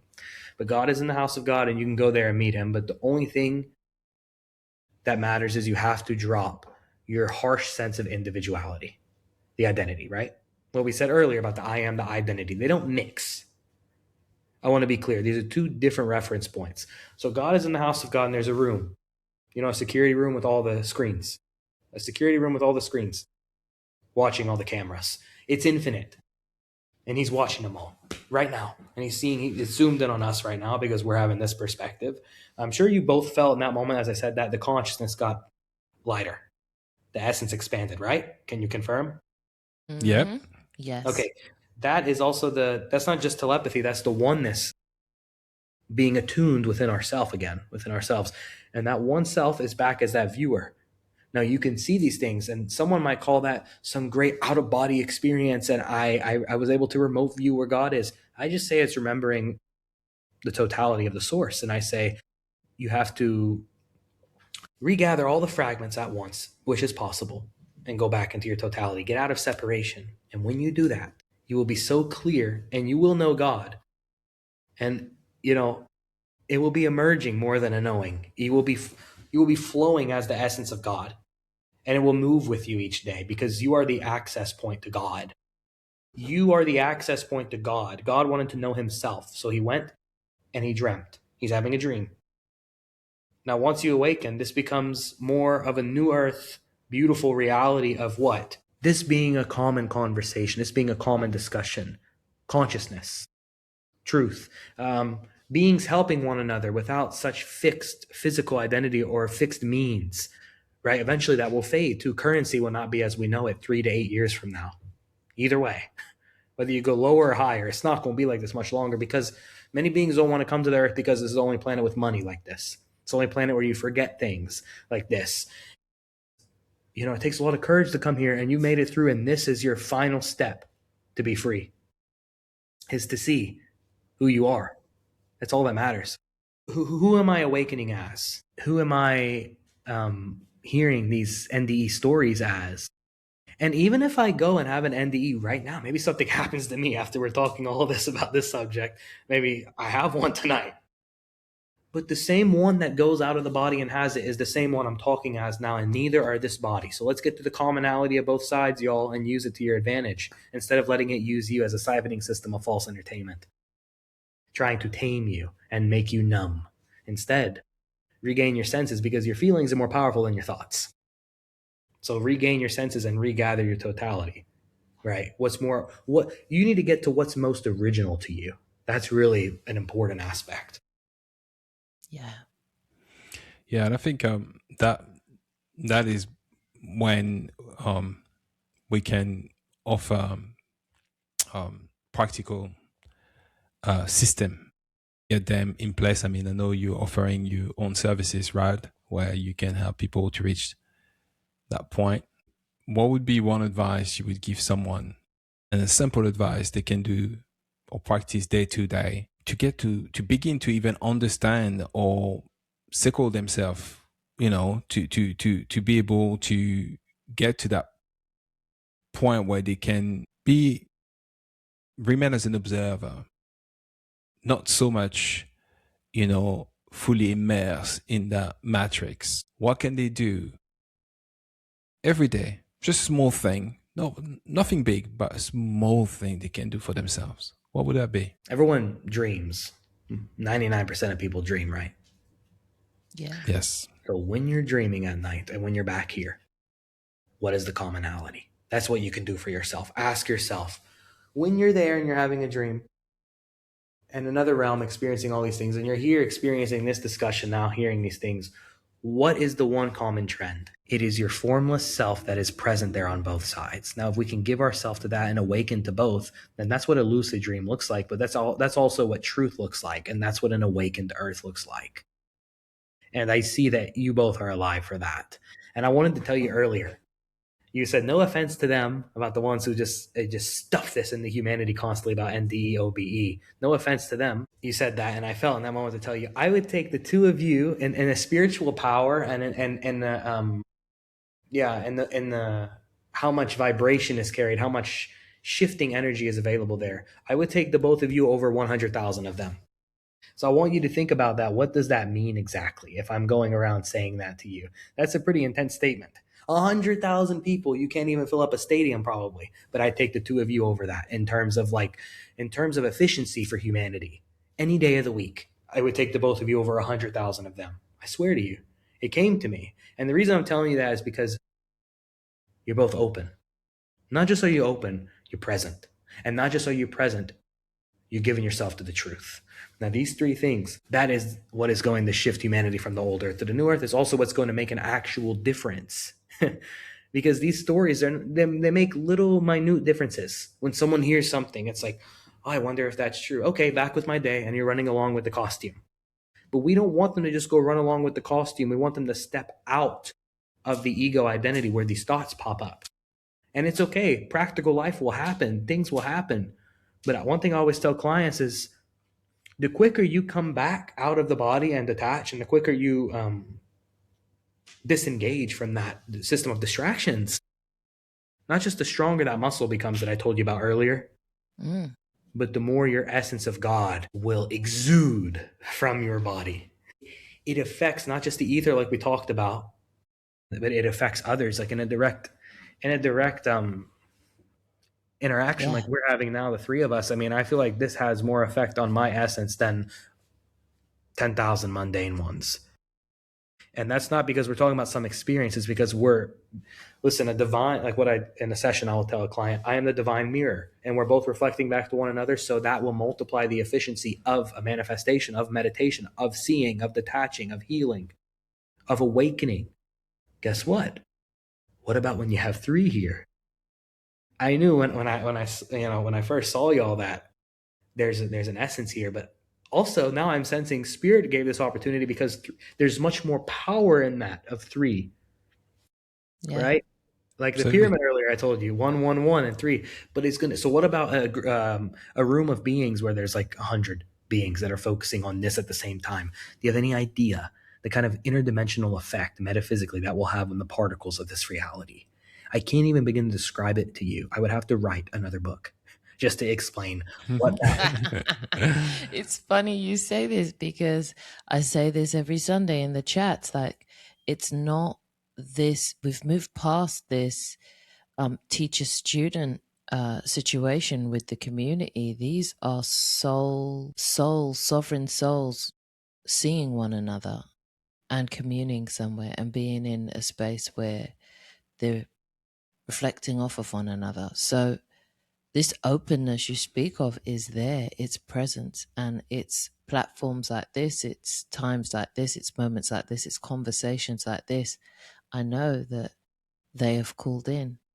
It's like, it's not that. It's like it's already created because it was already called in because they've already requested it. And we've already heard the request and we've answered the request. It's lovely. I got to tell you, I'm feeling a lot of joy right now. I've awakened to a lot of joy tonight. That's good. It's great. You're right with the I whole... wanted to speak about the thing about the earth because it was slipping and I wanted to speak about it. You said, oh, let's go. Go. You said we should touch on it. And you were talking about, oh, the earth is flat. No, it's round. I saw this. You were giving that example. And you asked me, okay, well, what is it? Or we were getting to that point. I only see the earth as this. Earlier I talked about the screens that God is viewing, and I said the screen of consciousness where the body is showing up. So here's the veil. Here's the screen of consciousness. Here's the body. The body is in between both. You're aware of the body, but then there's the veil. You get caught up in it, and the body gets distorted into mayhem. Correct? Energy draining. Misplaced consciousness. But both of you, just give me a quick answer. Can you separate what is formless? No. It's not possible, metaphysically, physically, in any way, any universe. Okay. There you go. So, the Earth is a place where God goes. He's having a dream. It's the hardest incarnation planet ever. That's why many beings have been caught for hundreds and thousands of lives. You know how terrifying and torturous that is for a soul, right? But there's some wicked ones who love it. Not souls, but wicked entities who stay here and they love it. And that's where the feeding is. And that's where the draining is. The energy is being drained to fuel that, to spread it. But now we're spreading something else, which is the truth. I can freeze frame reality even right now. After I said truth, time froze for me. I'm out of the body and I enhanced my state 3 times over. It's those little moments and increments that make a difference. So I was telling you with clients, before I get further into the earth, with clients, I'll tell them like, come back out of it, because that moment I just did there, that's going to create so many more positive effects over the next 10 minutes to an hour. You see what I'm saying? So it's a constant exercise, not once a day physical exercise. It's a moment to moment spiritual exercise that's actually going to lead you to eternal life. And the earth is where you come to rediscover that eternal life. So this is just a place that's like, it's a never ending scene. This is not what you think. Yeah, it's just a scene. Listen, so right now, I've placed my consciousness where God is viewing these screens, and I place myself with this body. So when I'm doing this, he's seeing it in live action. So what is the earth? If someone can answer this question, it's more than $1 million. It's worth more than $1 million. The answer to that question is so valuable. What is the earth in comparison to God seeing there and us here? And it's one consciousness mutating, morphing into other realities or other planes of existence. You see, because where the reptilians are, that's the lowest plane of existence, and they're trying to pull you there. Why does the snake have to stay on the ground? Why is it sticky like that, stuck on the ground? I'm not saying it's only a demonic creature, but it's typically symbolic of that. Why? Lowest plane of existence, temptation. Now, on that plane, you are here, and you keep slipping back into that through distraction. Your pillars from earlier. Religion. I'm going to test my memory here. Energy exchange. Oh my goodness, I'm going somewhere. My memory is working for once. And what else?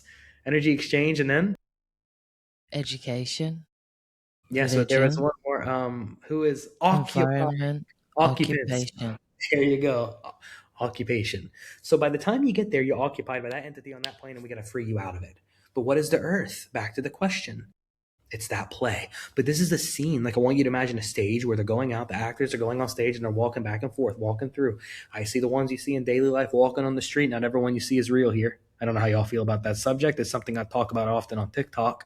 I even talk about it on YouTube a bit. Not everyone you see is real here, no matter what ratio. I can give you the actual ratio, or we can just leave it to space and time to be figured out. No, I'd like a little ratio for the folks who are interested in that. Okay. So we're gonna finish here with what? About what the earth is, The complete ratio who these people are. Yeah. with the ratio with the people. The ratio, what source tells me consistently, it alternates, because the thing is, well, let me say the ratio first, then I'll go further with that. So typically it's between 80 and 85 and 10 and 15. Let's just say it's about 80, 20, 85, 15. 15% real, 10% real, 90% not real, 80% unreal, 20% real. It's alternating between those. Now you're getting to the more 80% realm of unreal, and you're getting closer the more you awaken. The new earth is going to be much more opposite, like 80% real, 20% unreal. That's inversion. That's duality, flipping, right? So now let's say we're together in similar worlds right now. All right, 80%, 85% is unreal most of the time. Now, when we start shifting to the new earth, that will start changing.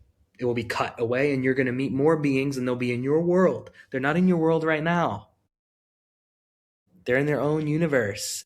We're meeting each other. The internet is here for a reason. It's not just a random worldly occurrence that we're having the experience of. There's a duality. It's a huge negative, the amount of negativity, darkness, false projections, bad habits, draining that can happen on the internet. But there's also moments like this. That's duality, law of balance. So through that, we're actually mutating into other realities with one another and awakening. And then it will lead to more physical interactions in the physical. But right now, this is how it's happening. This is the gateway. So in, I would say, about 3 years, give or take a year, we're going to be on a new earth where instead of 80% unreal, it's going to be 10 to 30% unreal. And those ones that are unreal, they will be different than the ones you see now. It will have more of a simplistic energy. Everything will start to change. Your template will change the moment you change who you think you are seeing as. Because right now, if you think you're seeing as the body, ego, identity, then they're going to project that back at you on a subconscious level. This has been such a wonderfully, that's another word that I'm fulfilling is what I'm going to say. I'm getting Ace of Cups energy here. It's the cup runneth over energy is what I'm getting. I'm getting it's beautiful energy. And I know that there's been so much here that we've shared together that our community are right there with us on. And that's wonderful because we can have conversations like this in the world and they can be not only listened to and heard, but felt and remembered as conversations that we used to have and that we used to. Feels like they become very redundant. Those other discussions where they don't carry a resonance, it just slips past you and keeps you in that pattern because they're serving that system, which is the loophole. But when we're having moments like this, it's an actual resonance that's going to increase you into a higher perception where you're seeing what the earth really is, which is an experiment. Wherever you go, if I go to another state in the US, by the way, they call it states for a reason, a state of being. If I go to another state, right, in the US, then another state, then another place in a different country. I've never been to Europe, so if I went around where y'all are right now, right? If I went all these different places, it's different scenes, but it's appearing in the same consciousness, and it's not some total earth. I'll give you a hint. When you're on a plane and you're flying and you look down out of the window, things become pixelated. Things become more distant and distorted. That's not random. That's symbolism. The reason it's symbolism is because you're actually seeing the dissolution of what you used to believe in. Someone might say, oh, it's just physical distance. He's just adding random words. But I'll tell you, the consciousness is literally viewing where it would reside typically from a distance and confirming that it is pixelated. That's what I see. It's more artificial than you think. It can get blurry from up there. Why? Because it's not what you think. That's what I'll tell you right now. This earth is not what you think. This reality is not fixed like you think it is. And there's a lot more to it. And it's not just one planet we're on. There are many Earths, many worlds, many universes. And the point is to create one harmonious experience together that will make the human experiment not just be a success, but become heaven on earth. It's been brilliant having you here, and we're definitely having you on again. Yeah. So I'm saying it like you know, when someone comes over and then you invite them over again and you put them on the spot, but equally be like, I don't mind because I'm not asking you, but I'm asking you, but I'm not, that type of thing. So you invited again. Re-invited you already. So before we move on, then we should ask the typical question we do ask. So I'll let you ask. Ask the typical question. No, you go do ahead. This time. Okay. So Raad, according to you, so who are we and why are we here? We are the consciousness of God, and you're here to awaken to the fact that you are beyond the body and you are aware of time and space.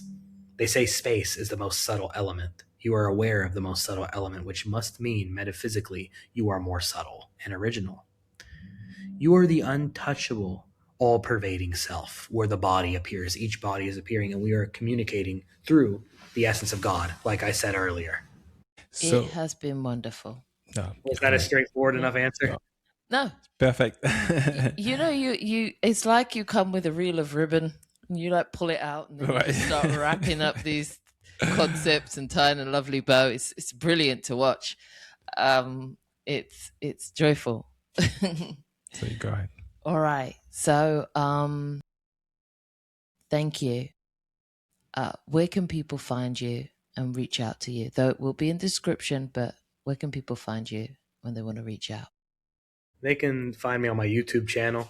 I also have Instagram and TikTok where I post short videos, but mainly YouTube, Raad Enlightenment, and weekly videos, a few a week usually.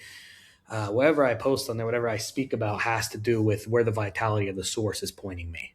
And then also maybe we can put my email in the description of this video, because that's if they want to ask any questions or contact for a session, they can email me. That's where I typically communicate with beings. And that's it, those few places. Wonderful. Thank you. Thank you, Raad. Okay. Okay, peeps. This has been brilliant. I've enjoyed myself. We've all enjoyed ourselves. And much love to all of you out there. And I know you all felt this one. Next time. All right. Ciao. Ciao.